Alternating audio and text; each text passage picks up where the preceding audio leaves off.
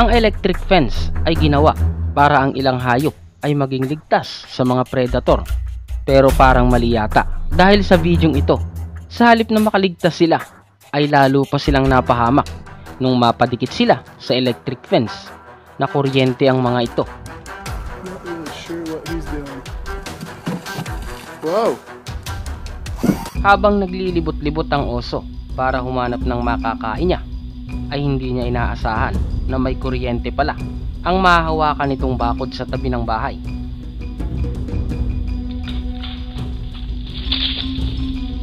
Heto pa ang isa, noong binalak din ito na magnakaw ng mga manok sa kulungan, kaya naman nakatikim ito. Kuha naman sa CCTV ang isang ito na kung saan ay makikita ang mga German Shepherd na narito nung bigla na lamang lumapit ang isa sa tabing ito na mayroong wire at bigla nitong kinagat ang wire, kaya naman nakuryente siya.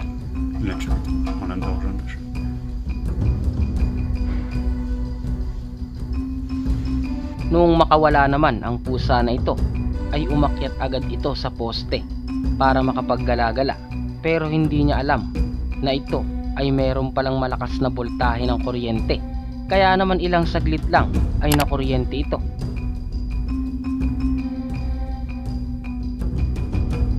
Heto rin ang isa pang pusa na sumampa dito dahil parang may naaamoy siya na daga, kaya naman hinabol niya ito.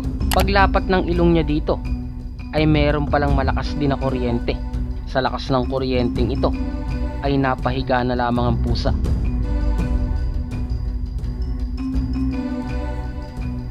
Pero ilang segundo ang nakalipas ay ligtas naman ang pusa dahil nakaalis pa ito. Nasagip naman ng isang grupo na ito ng mga rescuer na mula sa South Africa ang isang python na napa-stuck sa electric fence na kuryente na ito.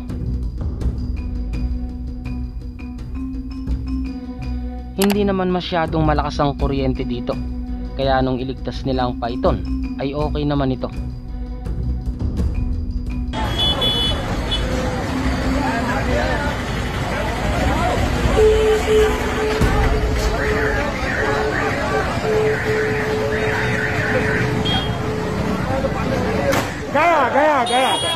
Gaya. Iba naman ang kaso ng isang to na hindi na kinaya ng python ang lakas ng kuryente na tumama sa kanya, dahil nakita na lamang ng mga tao na ito ay patay na. Halos sunog na ang kalahati ng katawan nito.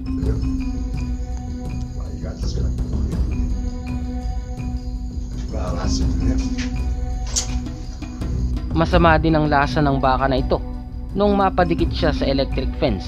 Sa lakas ng kuryente ay hindi niya alam ang gagawin niya. Napapaatungal na lamang ito sa sobrang sakit na na-experience nito.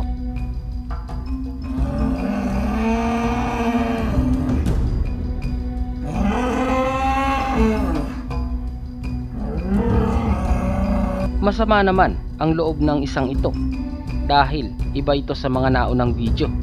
Si Mother Nature ang naging sanhi. Habang nag-aasikaso ng mga baka ang lalaki ay bigla na lang tumama ang isang malakas na kidlat at tumama ito sa bakal na nakakonekta dito, kaya naman halos lahat ng baka niya ay namatay.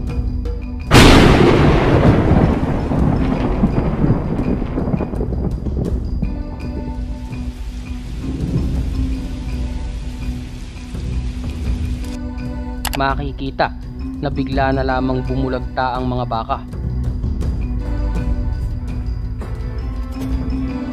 Hindi na rin nakaligtas ang unggoy noong makuryente sila dahil humawak sila sa wire na mayroong malakas na boltahe ng kuryente. Noong ito ay mamatay ay sinungkit na lang ito ng mga rescuer.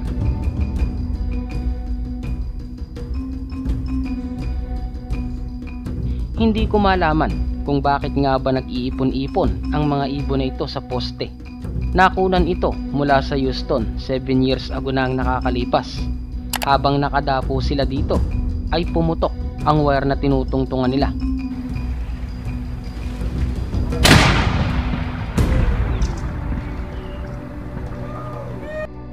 Kaya naman namatay ang marami sa mga ibon.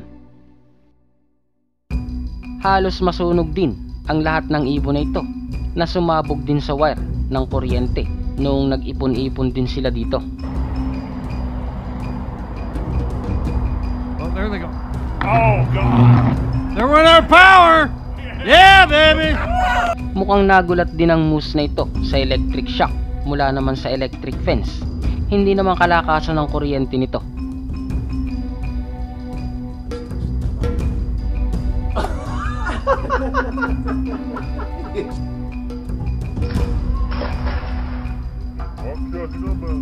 Ayon naman sa mga nakakita sa pangyayari ay hinabol ng leopard ang isang unggoy papunta sa transformer ng kuryente. Kaya ang leopard ay namatay, nasunog ito sa pagkakakuryente.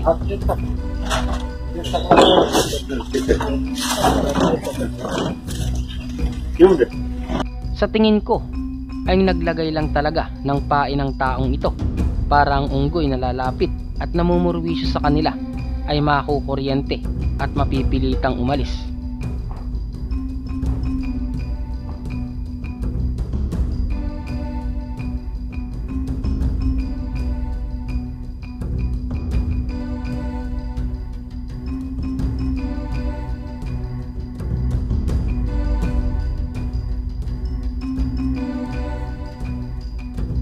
Heto pa ang isang curious na baboon na lumapit din sa electric fence. Nung binalak niya na tumawid dito ay nakuryente siya, kaya napaatras na lamang ito at hindi na tumuloy. Ang asong ito ay mahilig gumala at tumakas kahit na ikinukulong ito ng amo niya, kaya naglagay sila ng electric fence para hindi ito makaalis. Boom! On! Poor dog. Nagkamali din ang squirrel na ito sa paghawak ng wire dahil ito pala ang tatapos sa buhay niya. Gaano naman nakakagulat ang isang ito na mula naman sa Norway dahil sa pangyayari nung ito ay tinamaan ng kidlat. Halos nasa 300 na reindeer ang tinamaan. Oh, my Elsa. Ikaw, may naaktuhan ka na rin ba ng mga ganitong pangyayari? Yung hindi inaasahan ng mga hayop na ito na makukuryente pala sila? Kaya naman mag-comment ka lang sa ibaba ng channel na ito at pag-usapan natin kung may naaktuhan ka na rin na ganito.